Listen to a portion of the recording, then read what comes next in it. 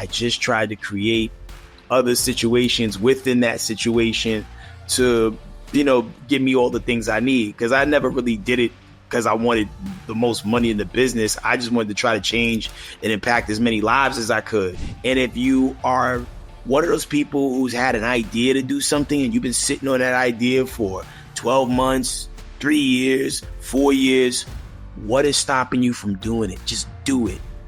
If you've done the research, and you've done the work on whatever it is that you want to do, take that first step. The amazing Melissa Peterman is here, actually. Oh, nice. She's the host of Person, Place, or Fit. I'm doing a podcast. Melissa, right how's it going? She just got finished crushing it on...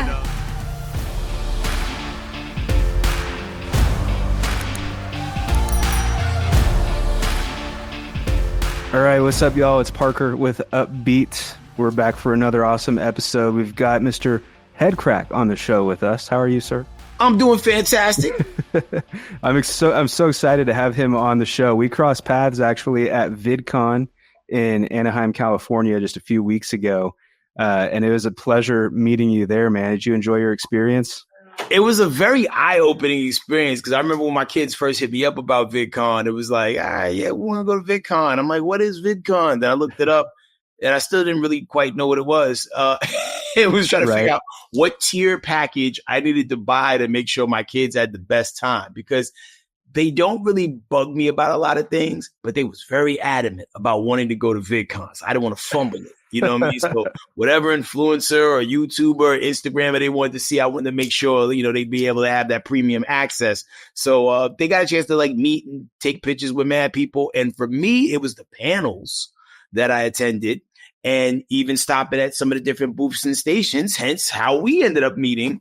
And, Yes. We working on some big things in the background. So it was amazing. And I'm looking forward to going back next year as well. Nice. So that's cool to hear about, though, that you were there primarily for your kids then and for people who they look up to. I know you from the hip hop scene and radio scene and stuff. So I thought that you might have been there for your own stuff too. I always say no empty trips, right? Every place I go, I always make sure that I get the most out of the situation, even if it's just a trip to the store. So VidCon, it was bigger than a store, and it was also a great situation, just to learn and soak in some knowledge, because I didn't necessarily have the best approach to tackling social media, and there were certain answers that I needed from social media that I didn't get a chance to find out on my own. But running into people who actually worked for Instagram and Meta and YouTube and Google, it helped me fast track some things I was having some issues with. Absolutely. Well, that's awesome. You can't see her. She's not on camera, but the amazing Melissa Peterman is here, actually. Oh, nice. She's the host of Person, Place, or Fit. I'm doing a podcast. Melissa, how's it going? She just got finished crushing it on Pictionary. Oh, nice. Or was I just loud? It was a mixture of both. Mixture of loud, it was fun, and she was crushing it. You could be on the lookout for the new season of her show coming out very soon, and you can see her on Pictionary as well. And I do sitcom this fall. Oh, yeah, we're Reba McEntire. Yeah. Get back at it. Yeah. Oh, nice. That's going to be amazing. All right, ma'am, get out of this podcast. No way. Parker knows a little bit of everybody. So, you're no stranger to Parker. Well, I love this man. I think he's so talented on so many different things. And he's just also a kind human, and he's just amazing. Well, thank you so much. You're out of here for the week? Yeah, I'm out of here. God bless you. It was good seeing you. I truly love you. Love you back. Okay, yeah, have a great one.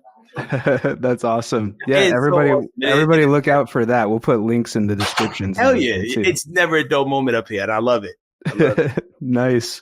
Well, yeah. So I guess people are excited to listen to this episode, and we want to know kind of firstly your background, your story. So if you don't mind, I know that's a big question, but 2 or 3 minutes, what are some of the highlights so people can be caught up?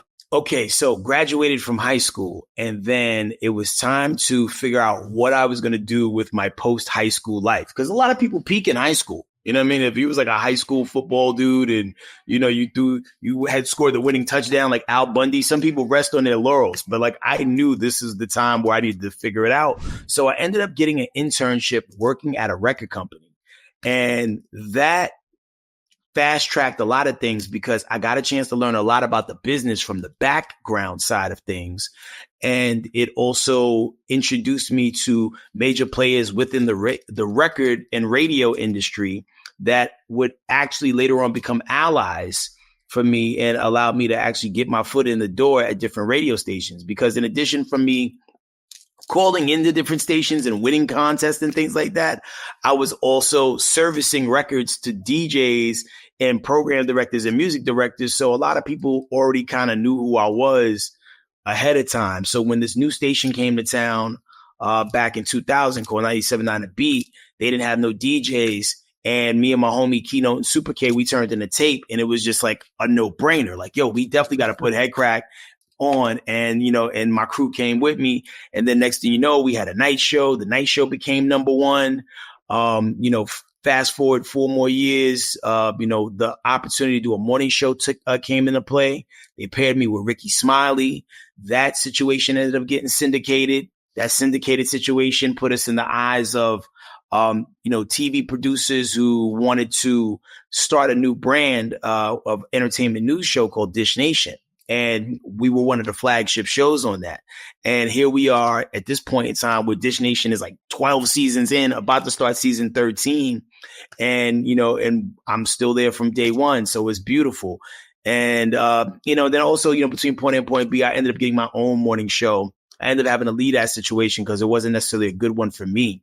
And, Right. but at the end of the day, I'm just, you know, still rolling with the punches and just, you know, seeking out new entertaining opportunities, you know, all along the way. And God just keeps blessing me with really dope things. And, you know, I just don't take none of it for granted. And I just try to maximize every single moment, man. No empty trips. Awesome. Love that. I love that line too. No empty trips. And I think it's cool. Just to, you know, for listeners who maybe aren't super familiar with radio, being syndicated is a freaking big deal and not something to look over. Like, that's a national thing, you know, and you've gotten multiple syndicated shows and big experiences from that. Was there kind of a deeper meaning too behind your talents and the things you were pursuing with rap and with radio?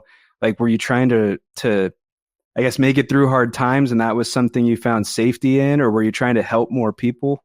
Well, music was always my diary, right? That was my coping mechanism. Music was the thing that allowed me to just be creative and be competitive because, you know, they had all these different open mic situations that you can go attend in the cities I lived in, whether we talk about New York or Dallas.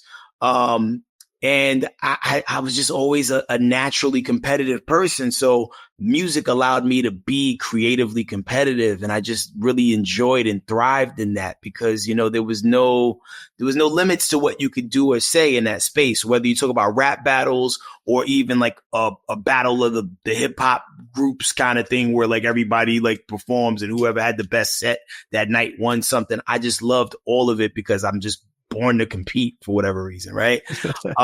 So that was always like my main thing that I cared about the most, but it was everything else I was doing that people knew me more for because you get to see me do those things at a way higher frequency than you did the music stuff. Like if you didn't come to a club, you wouldn't see me perform because I wasn't rapping every time I turned the mic on the radio. I'm doing the radio business and I'm trying to like make sure people have a good time. And then the syndicated aspect of it, I mean, you've been in the business as well. It used to be set up one way and then it kind of changed between point A and point B, definitely like around the 2000s. Like I came in right as things were changing up a lot. You know, there used to be all these independent stations and now you have these major conglomerates buying all these smaller stations. And when years ago, syndication was kind of like, all right, you on in this market and now you on in this other market. So now you're getting double the money because you're on in that market. And then between point A and point B, these companies is like, yeah, we're going to put you on in these markets. We're going to pay you the same, but we're going to like, you know, whether it's bonus structure or, you know, everybody's thing is different. You know, I can't speak for everybody in the industry, but I know the game they was trying to play on our side is like, yeah, we're going to, you know, we're going to pay you a little bit more, but yeah, you're not going to get this times however many markets you on. And that was kind of like, I was like, oh man, I thought that's how that worked, you know, and then come to find out it didn't. But I also am not ignorant enough to understand that pop radio and urban radio operate way different. Right. If a lot of people within the urban radio space knew what some of these pop station people were getting paid. In even smaller markets, they would set the studio on fire and never return. Yeah. But me understanding that, like, hey, listen, I'm just, I was fortunate enough to even be blessed into that situation.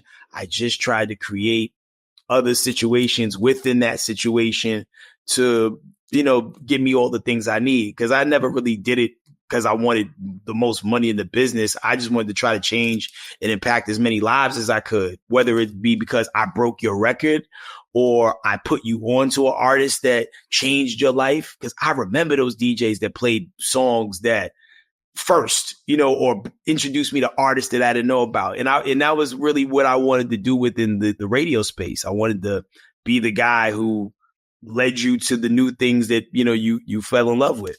Yeah, you're kind of the plug, the connector to everything. Yeah. It's been great. And I would say it speaks a lot about you too. I've done some research and listened to some previous podcasts that you've been on. And one thing you mentioned in some of the drama maybe that was taking place is that you got to a point where you either, you torch the place or you tip your hat and you leave like a gentleman. And it's cool, like the way that you've been an example to other people and like how you handled that situation and moved on, It's not always the easiest thing to do. You know what I mean? Especially when you know how you operate and not everybody always operates in that same space of fairness and righteousness. You know what I mean? Right. And I'm not trying to paint myself to be a saint. I'm not perfect by any stretch of the imagination, but at the end of the day, I'm always going to give it to you fair, and I'm always going to do the job that, you hired me to do. And I ain't going to just do the bare minimum. I'm gonna go above and beyond the call of duty. But, I'm sure you've experienced it, and anybody who's been in this business can experience it too, that no matter how great your intentions are, there are going to be people who are not going to get it, or who maybe have their own ulterior motive or agenda that will try to throttle your success and your growth. Because whether it be because they don't understand it, or maybe they're jealous because they didn't see their things, come to fruition the way they wanted it to. I mean, I can't understand why a lot of people do the thing they do. All I can be accountable is for me. So I'm not going to give you a reason to call the cops on me. I'm just going to bounce, let you wallow in your own filth. Right. Absolutely. And that leads to a question as well that I had for you, which is about doing all the different things that you do. Because radio is a big part of it, rap, hip hop, music. But we know that you've got some other big things in the background that we're working on you with, or working with you on. But then also you're actor, comedian, father, like you've got a lot of stuff going on. So what is it about all these different things that has kind of drawn you to them, and how do you balance all of it? Well, I would definitely say that I'm one of those people who always gets bored easy. And most people would just be like, oh, you have ADD. But I have to have multiple things going just to keep me interested. I think I spent so much of my life overstimulated to where I constantly have to be doing things to keep me interested in what's happening at the moment. Even when I was on the radio, most people who was in a position that I was in, they would have a board op and they would never touch the board. Right. I had to run the board because it kept me from being bored, and it just kept me on my toes, and I know where it's going, and I know when we got to go to break and all those other things. So juggling multiple things has never been an issue for me. And it's one of those things in this business, especially in this 2024 version of this business, you have to do 1,000 things, because the second that whoever cuts your check decides that, oh, you're no longer of use to us, or you're getting too big for the brand, and decides to cut you off, you got to have other things to fall back on.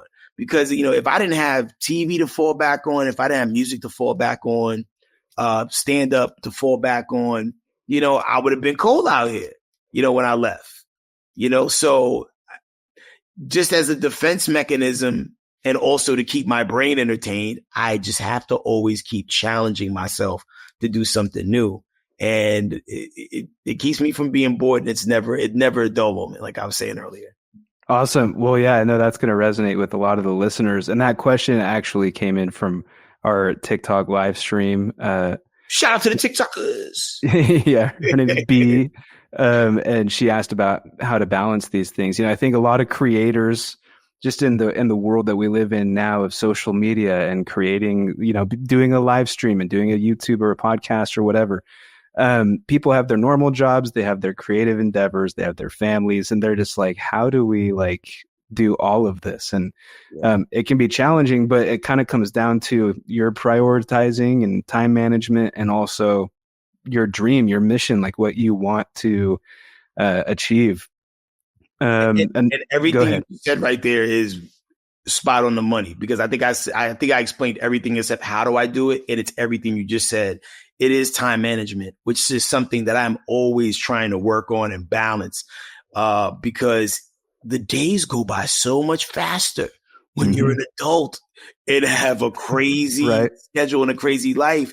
And there are some pockets of time where there's certain things that I'm just not doing. When I was starting to take stand-up very seriously, I wasn't doing music because I was putting all of my energy into learning the craft of stand-up, how to write a joke, how to, work the room, how to turn my little notes into premises. So sometimes I do have to put certain things on the back burner and then come back to it. But that's the only way I can do it without juggling everything and then be dropping things along the wayside. And, I don't mean it, but sometimes I wish I knew how to do less things. Yeah. Like you've done so much that's like when you do have a moment and you're slowing down, you're like, this doesn't seem right. It seems like something's wrong. When it's like 11 o'clock at night or even after midnight and I decide that I want to try to play video games, I still somehow feel guilty about that because I feel like I should be doing something else. But at the end of the day, if you do not take little time just to do things that you like, or even like you were saying before, kind of create a schedule to where like, all right, from like 10 to 11, this is what I'm doing. From 12 to whatever, this is what I'm doing. You're gonna be kind of running in place and maybe not necessarily be as effective during your day as you can.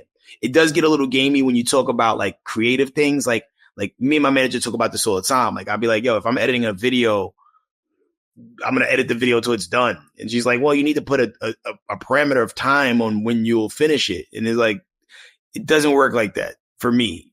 Like I know when it's done. And if there's some effects that I want to add or like an edit that I need to go to a certain way, I'm going to have to take that tedious time to make it happen. So, you just got to try to schedule yourself as much as you can.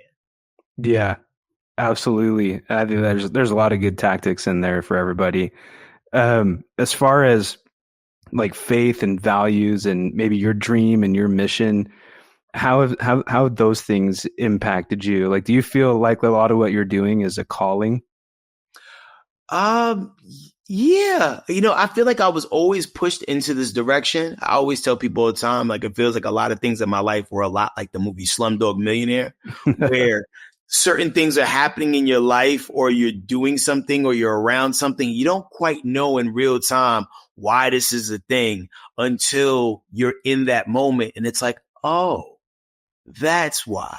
Even what I'm doing right now at Pictionary, all those years that I didn't do anything until Price is Right went off was me planting the seeds in the back of my mind of how game shows operate. And, how many different ways as an announcer can you inflect or make certain things sound exciting? I used to always pay attention to that guy, Rod Roddy. That was the guy who did the voiceover stuff for Bob Barker when he was doing Price is Right. He might even do it for Drew Carey now, but I don't know why I was always fascinated with that. And now as I sit inside of, this building doing this game show, I realized, oh, that's what that was for. Same thing with Dish Nation. I used to watch Entertainment Tonight, and it used to come on late in New York. And I didn't really understand why I wanted to watch that instead of cartoons. But then when it was time to do entertainment news, I was like, oh, yeah, because I used to watch John Tesh and Mary Hart, Lisa Gibbons, talk about celebrities and entertainers and like study their style and their approach to it and applied my science to what I do. So I just I question nothing, and I try to learn from everything. That's a good life lesson right there. And I think, there's some really deep kind of other tangents we could go on if we had more time. But the gist of it being that if you follow what you're passionate about, if you follow your interests, and it feels like you're going nowhere in the moment, you're just building the pillars, or like you said, planting the seeds for when it does happen.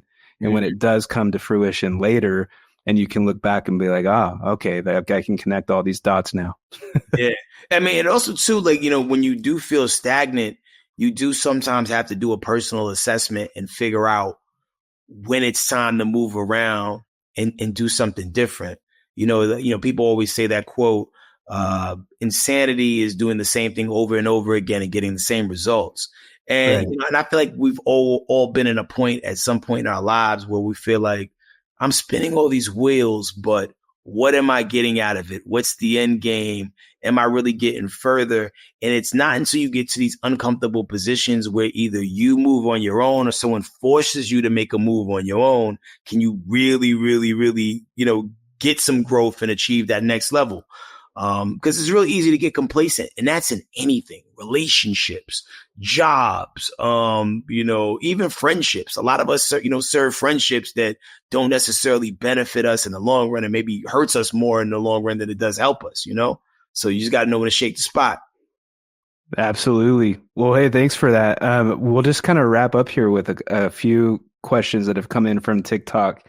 And there's one kind of fun one we'll save to the end, and then I'll do like a beatbox for you as well. And hopefully this time it comes through. I know it tried to earlier on a Zoom. Oh yeah, the little noise cancellation thing. Yeah, it was shutting the beatbox down. Right. Yeah. I mean, microphones, AI, whatever you want to call it, they're not trained on beatboxing yet. Gremlins in the machine. Right. So one of the questions is advice for hustlers, and I think they looked up a previous show of yours as well, and just were wondering if you could only give like one tidbit of advice to a hustler or someone who's trying to build their dream and build their way out of a bad situation. What advice would you give? If you're currently in a bad situation and you know the situation's bad, you got to look around for your life raft. And by life raft, I mean, what's the situation that you can jump into that won't necessarily be better than the situation that you're in, but a situation to where you can at least shelter yourself for a second while you build the next thing that you're trying to do. It's kind of like when you ride a motorcycle and it starts raining and it's all terrible. You can't be out here in the rain on a motorcycle. So you go into an underpass. It's not necessarily the ideal thing. You can't post up there forever, but it's, it allows you to regroup, look around and figure out what the next play is. So whether it's a job, because I know so many people who like get mad and quit a job, but have no plan B job to go to after that. So like 3 weeks later, when you are without a check, you wish you would have kept that job. So before you jump ship, make sure you got a raft to land on and you plan. And if you are one of those people who's had an idea to do something and you've been sitting on that idea for 12 months, 3 years, 4 years, what is stopping you from doing it? Just do it. If you've done the research, you've done the work on whatever it is that you want to do, take that first step. The hardest part sometimes is the first step, but once you get going, you'll realize the second and third step is going to be easy. And now you got some forward motion on what you're trying to do, but don't let that idea just nestle in your brain as an unactive plan. Get to it. Love that. Yeah. Huge insight there. We'll definitely clip that in like a social media post for you. Thank you, brother. Kaylee G from Kaylee G Photography, also watching on TikTok. She says she asked a question earlier that said, where did you find the courage to legitimately go for your dream? And maybe like what keeps you like fired up to do that? I mean, I've never been afraid of doing anything, but I can't take all the credit. I always had people around me that were supportive, and having people that have your back, whether it's a friend, family member, manager, or even sometimes just your inner voice, it helps tremendously. So even going back to like my earlier years when I was just first starting to like rhyme, I always had a rap partner. I never rapped by myself in the beginning. I was deputizing whoever I could deputize to kind of be my running mate. So I remember when I was in the 7th grade, there was this kid named Hassan Wilson, and he lived in the same building I lived in the Bronx.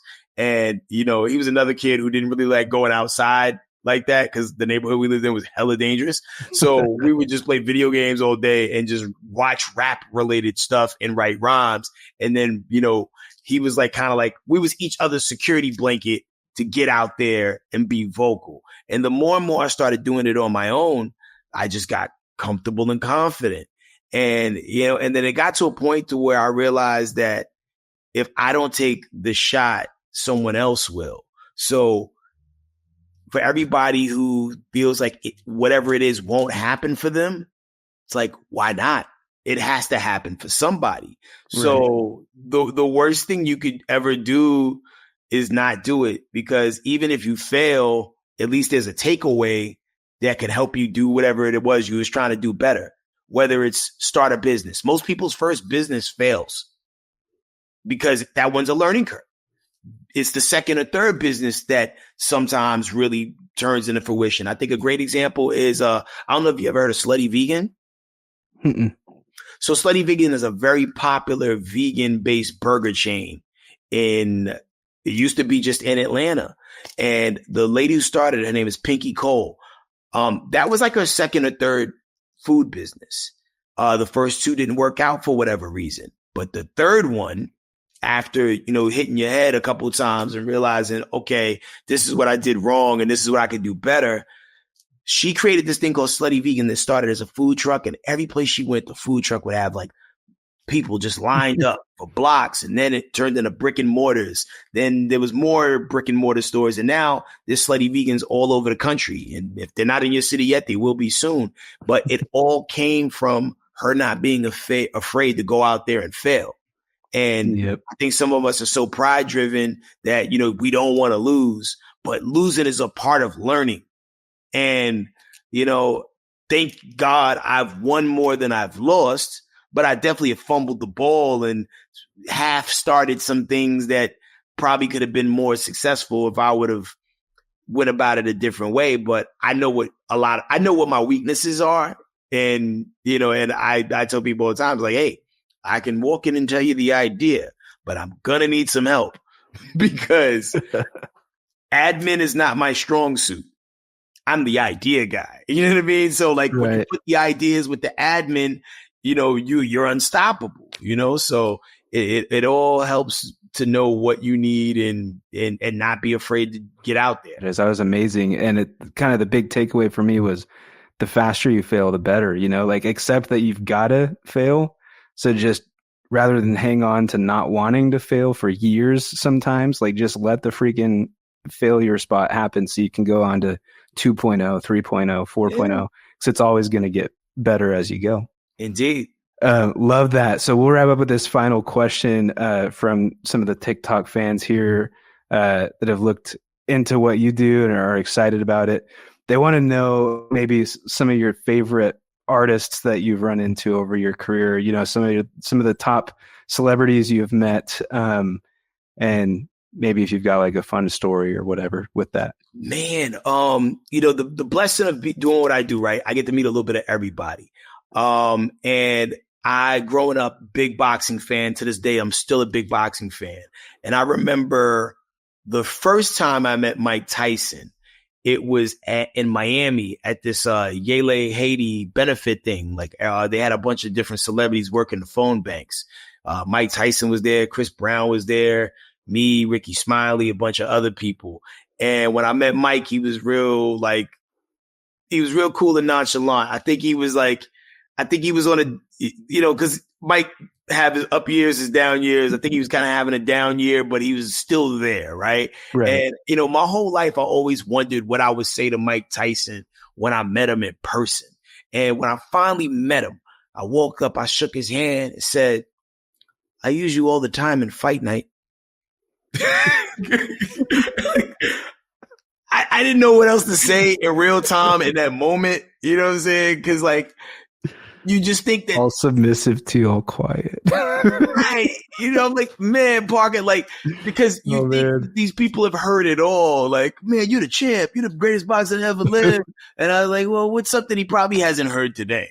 You know, yeah. He's like, thank you, brother. Thank you. You know, and then I ended up meeting him again later at Comic-Con, and you know, and he was just as equally cool. Gave me a quick little interview and stuff like that, even though his handlers didn't want him interviewing people. So that was dope. You know, 50 Cent is also always a great interview. You know, I remember, you know, one of the first few years I was in radio, he had dropped a video game on Xbox called Bulletproof. And I ended up winning the video game tournament that they had for that game. And I got a autographed 50 Cent Bulletproof vest. So that was kind of a big deal. Man, like, you know, like seeing Andre 3000 just in Atlanta, you know, being in Atlanta, it goes on and on and on, man. Yeah. Even through, like in the radio space, there was a show that was doing their show next to our show. It was Ed Lover and Moni Love. And I'm such a big Yo MTV Raps fan from back in the day, to be working in the studio next to the guy from Yo MTV Raps. It was like a really huge deal to me. And oh snap, that's Moni Love from Ladies First. I used to have a crazy crush on her when I was a kid. So to be around all these people that I idolized and grew up looking up to, and now be able to be friends with these people, like, even, I don't know if you ever heard of Kool Herc. I'm sure you have, because you know your stuff. Man, I got a chance to go all around the Bronx with Kool Herc in his van. Dang. I know it sounds weird. Just I jumped in his van and we went around the Bronx. But yo, he gave me and my lady like the best tour of the Bronx that no one will ever get. He took us to like a strip club. He showed us where the son of Sam used to work at this particular post office on 149th Street, and it was like a wild adventure. Like a real-time documentary. You're just with him hanging out. I wish this was a year that the Meta Ray-Ban glasses came out, because I would have been recording everything, because it was so unbelievable. And it's like, man, like, you know, hip hop is so young that the people that started it, a lot of them are still around. So to be able to like pick up my phone and call somebody like a Kool Herc or a Greg Nice or a Chubb Rock, it just makes my heart smile, because these were the people I wanted to be like growing up. So to be able to like call them my peers and friends, it means a lot to me, because I look up to these guys. Yeah. And what's cool too is you are that to a lot of people. Yeah, I mean, don't like look over that part. Like, you're an inspiration to a ton of people, just in you pursuing your dreams, and then, you know, they'll be encouraged to pursue theirs. You know, you never know how the things that we do will inspire the people who are watching, even if we think no one's watching. Right. And that's one thing I learned. And I think I seem to downplay my stuff, because I don't know, like, you know, I want to get to a point to where I could snap my fingers and just because I did that, now you get a show, or this person, now we just greenlit a movie for this person because I co-signed and endorsed it. Like, that's the true measure of success for me. Not necessarily all the things I could do for myself, but when you have the power to ignite others, yeah, you know, off of your cosign, that is the true measure of like real success for me, man. Like, you know, like a Tyler Perry. You know, people can say what they want about him doing everything. However, if Tyler Perry tomorrow decides he wants to be Mickey Mouse in a live action movie that's shot on Tyler Perry Studios, and he wants to hire 100 actors and actresses to do it, guess what? It's a go. It's going to happen. Yeah. So, you know, like, I want to be in that kind of space, you know, and some of it does involve money, and some of it just involves people trusting you with their money so you can get those loans from the different investors to do these things. Yeah, and that could be a whole other episode. Just you know, reputable brand. That could be a whole other thing. But that's incredible. That's good advice. People just throw money at Mr. Beast. This man is like, and that's another great example. Mr. Beast is out here putting Lamborghinis in blenders and also buying communities of homes for people who need homes. Like, he's really doing the best of both worlds, and I love to see it. Yeah, me too. Well, hey, thanks so much, Headcrack, for being on Upbeat, man. I appreciate you. Yo, thank you for having me, and shout out to everybody on your TikTok feed who's tapping in, asking the questions. Shout out to y'all. And yeah, man, check out my project. It's called Microdose. It's out right now. It's a self-help hip hop album. My manager hates to hear me describe it that way, but people who have been listening to it, who was like in a funk or whatever, when they're done, they feel way better after listening to it. And that was the intent of the project. So shout out to everybody who tapped in. Amazing. And we'll close it out right now with a quick beatbox for you. Hopefully it all comes through.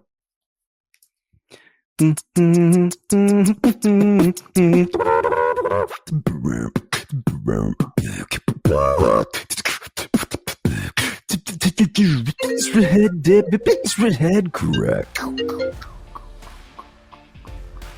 Parker Kane is insane, man. Yo, man. Thank you. Brother, man, we got to do something in the lab for real, man. I love the fact that you can hit so many tones and frequencies in what you do, man. Yo, you're a beast. You're a beast, bro. Hey, thanks, man. Appreciate you. Yeah, we'll connect soon, and thanks so much for being on the show. Anytime, my friend, man. Much love to everybody out there in the galaxy, man. See y'all soon. Peace.